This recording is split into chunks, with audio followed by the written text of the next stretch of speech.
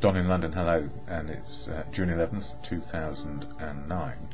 My video is all about recovery from either addiction to substance or behaviour, or both.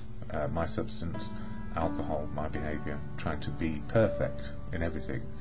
I'm not really getting an understanding of what is the plot of life, or what is my life plan on a daily basis. So what helps me keep sober, one day at a time, is family, community, professional help has been used in the past, and on a daily basis particularly the fellowship of AA, Alcoholics Anonymous. And I see it as a self-healing through fellowship process, where there are 12 steps of action for a person to take to try and keep sober a day at a time. And believe you me, it's very hard just to be sober a day at a time and think or feel that there is some hope. So for a lot of the time I was in active addiction in the last few years of my drinking.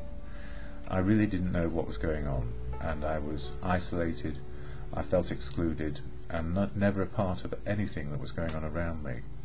And for all my life I suspect I wanted to be included, I wanted to be loved, and I wanted something useful to do, and sometimes it can be very, very difficult. And even when we're striving to do our best at work, at research, at education, at just being alive on the planet, it can be extraordinarily difficult.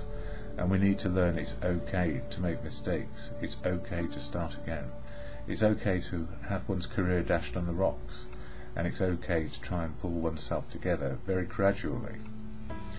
Pulling ourselves together is not a very good coping strategy, because it means we're trying to go back to where we were before. And the gift of recovery for me is to learn what is spiritual, what is emotional, and what is physical well-being, as best it can be. Not striving to be perfect, but just learning how to be. And it's been a long journey, and it's only in the last, I don't know, maybe 1 or 2 years where I've got a sort of opening to understanding how the world can be such a good place to be and alive. How many years spent wondering whether I wanted to wake up in the morning and face more fear, more brave facing, and a brittle ego which was just sending me the wrong way. So I'm very lucky. The fellowship of AA helps me on a daily basis with self-healing, and at every meeting I go to there is a preamble shared which goes like this. Now, I don't speak for AA, never will. It's full of unique, authentic people, and it has one purpose, and this is what it says in the preamble, and this is why nobody represents AA. Alcoholics Anonymous is a fellowship of men and women who share their experience, strength and hope with each other, that they may solve their common problem and help others to recover from alcoholism. The only requirement for membership is the desire to stop drinking. There are no dues or fees for AA membership. We are self-supporting through our own contributions. AA is not allied with any sect, denomination, politics, organisation or institution, does not wish to engage in any controversy, neither endorses nor opposes any causes. Our primary purpose is to stay sober and help other alcoholics to achieve sobriety. So the primary purpose of the fellowship is simply that, to help us maintain sobriety a day at a time.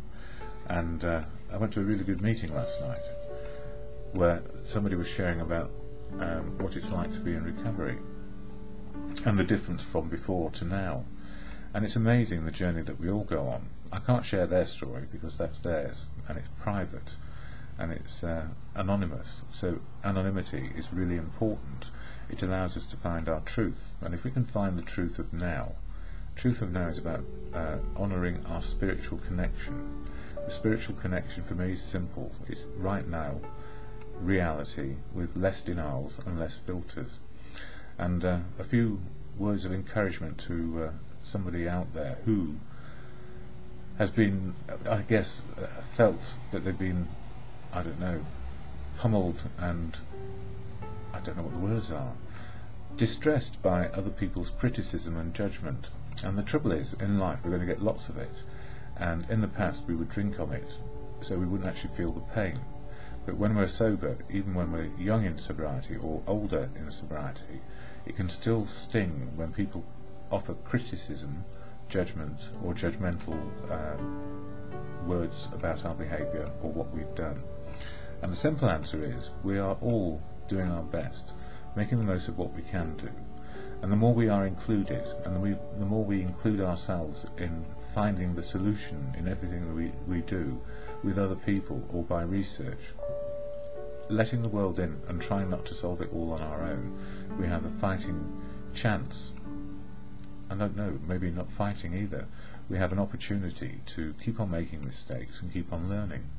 And it's difficult, it's really difficult. So when I can't get to meetings in the morning, and what I do here is share information from this, as Bill sees it. He's one of the co-founders, just a reading or two on a daily basis, as many as you like. And then the daily reflections, this covers the 12 steps in 12 months. So the 12-step action program is covered one a month, and it's June, so it's step 6, about having our defects removed, or working on our areas of personal development in spiritual, emotional terms, and physical. So those books help, and the 12 steps and 12 traditions, 12 steps for humans, 12 traditions for the fellowship. The 12 steps for humans, all about being open, honest and willing to change and let the world in and feel the pain sometimes. There's much growth in pain, and sometimes there's much growth in just happiness. And the 12 traditions about keeping the fellowship safe to recover, have unity, and we do service. And by being included and part of, putting the fellowship first, lean on fellowship first, and then the rest of life can work out. So sobriety is paramount to making life, I guess, run smoothly or not smoothly, depending on what is going on in our lives, but to be able to share what's going on and then let it out, express it, and make use of that learning as best we can. So the 12 steps, step 6 reads, we're entirely ready to have God remove all these defects of character, in other words, the 7 deadly sins. Not possible, we can only make progress, and it says here, this is the step that separates the men from the boys, or I suppose the women from the girls. So declares a well-loved clergyman who happens to be one of AA's greatest friends. He goes on to explain that any person capable of enough willingness and honesty to try repeatedly step 6 on all his faults, without any reservations whatever, has indeed come a long way spiritually, and is therefore entitled to be called a man who is sincerely trying to grow in the image and likeness of his own Creator. It depends on your understanding of God as well in all of this. Mine is very simple. God is truth, God is love, and God works through people. So, hold the mirror up. We're all part of nature and providence, and that's good. So, defects of character. Yes, we all have them, and no, they don't go away, but we can make progress and make sure that we're alert to what is going on, and when we're being confounded with life, we don't actually start getting fearful, putting on that brave face and ego coming up again. We need to understand it's okay to keep on travelling and learning and experiencing life. Or what is the point? It's all about the journey, not the destination, because we all know what that is. In this one, daily reflections. I'm not with it today.